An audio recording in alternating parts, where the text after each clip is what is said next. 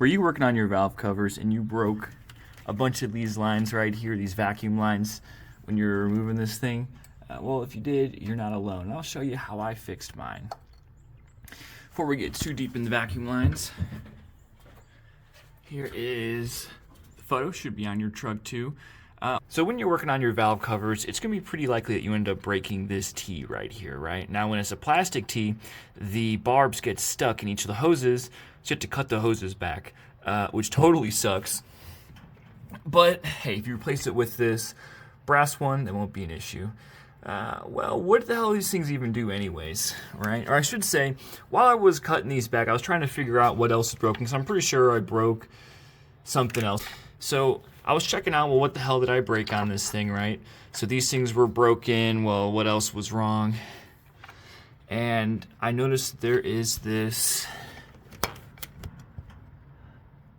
red, it looks like a barb, frankly. This red barb, which then connects to the back of the throttle, which then loops around to your PCV valve, right?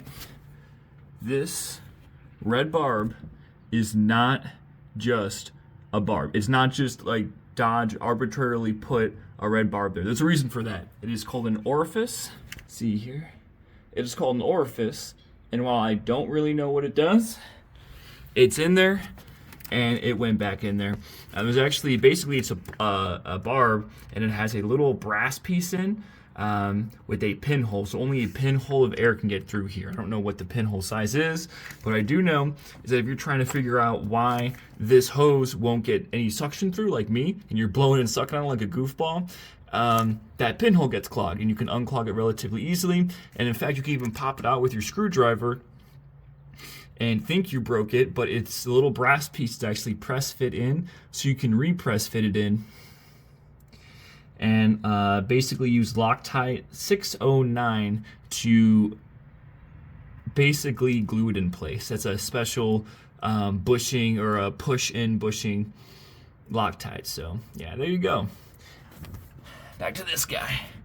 So this side, which actually goes to this guy, goes all the way to here. So that's where he goes. Or, you know, your purge canister or something. Do you need that? I don't know. And then where does this side go? This side goes to a check valve. I ended up getting like a GM check valve because these are like literally non-existent, but a normal check valve will work. It's a 1/4 inch barb. It goes into here. All the hose I'm using for this whole system right here is a 1/4 inch barb. But yeah, so replace it with the brass one. So if you ever have to do the valve covers again, you won't have to worry about it. Alright, so next we got these 3 pins, right? These 3 air pins, or whatever. So this one's red, this one's blue. What? Is that blue too? So you have red, light blue, and blue. That's amazing, Dodge. And my guess is that that light blue is actually light blue, and that the dark blue is green. So yeah, the dark blue is definitely green. So you got those 3 colors, red, green, blue. How do you hook them back up? Because if you're anything like me, you are going to 100% rip out the things in here, right? And the specific one I ripped out is the one that goes all the way to the air pump. Air pumps first. Here is the original one, and here is the replacement one. Now these aren't bent at all, so what am I going to do? I'm going to light it with a lighter to get these bends, roughly speaking, approximate, and I'm also going to use some Windex to cool it down real fast, and hopefully that'll get me my bends. Alright, so I just used this lighter, and you know, buy extra of this in case you break it. And I've roughly done these 2 bends. Yeah, keep in mind, this isn't perfect, but I really just need those 2 bends really bent, because I can't do that bend, and I would just break it if I didn't preheat it like this. So I got those 2 bends going, and we should be good. I also slightly bent or melted the end of it, because this end actually goes into your ports right there. One of the things in these plugs is called the manifold source. It's this guy, and he plugs in right here. Here's a little farther away view. It's that guy. Well, the monkey's a Dodge. Put it here, and of course it was tight. And when I pulled it off, it grenaded all of the other ones. They're all broke now. So when you pull this off, be careful. So I can't get this guy out for the life of me. But I know that these hoses are 5/32. So a 9/64 bit should clean them out and still give me enough tight room to seal. Good luck. So they drilled out relatively easily. I did have to go for the third one though. I just couldn't get to it, the other two, without breaking that third one. So, and it's pretty likely for yours too. If you break any of these, you're just going to have to pull this damn thing out and fix it.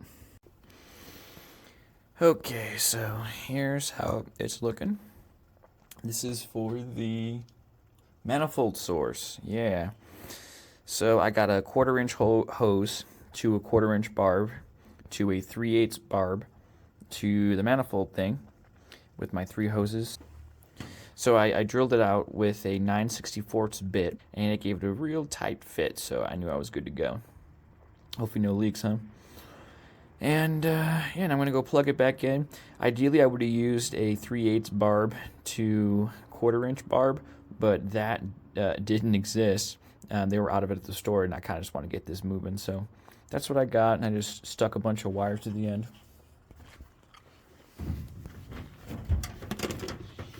Also, if you look at where it attaches to right there, that guy is super oily. What the fuck? So maybe he needs to get changed, huh? But what I do for these guys, it all broke. So hopefully this works. But I attached some fuel line, inner diameter. I think it was 1/8 of an inch. Probably should have just used 5/32, but I really want to make sure it was airtight. And using a lot of pressure, I was able to squeeze those bad boys on, because I really just didn't want to have to redo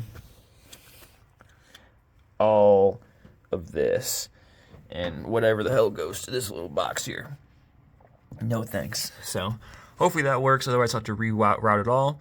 And yeah, let's see how it goes when I turn it on. So if you're just chasing down vacuum leaks, the grommet for here, this rubber piece, and PCV valve rubber are all easily accessible, and you can still find them, and that'll probably help get rid of some of your idle problems. Keep in mind also, if you're doing the valve covers, which you should not do with it in the engine, it's a massive pain in the butt, and dirt will get everywhere. Make sure to replace, you will have to probably take this out, so if you do the valve covers, get an EGR gasket, and you probably should clean that out as well.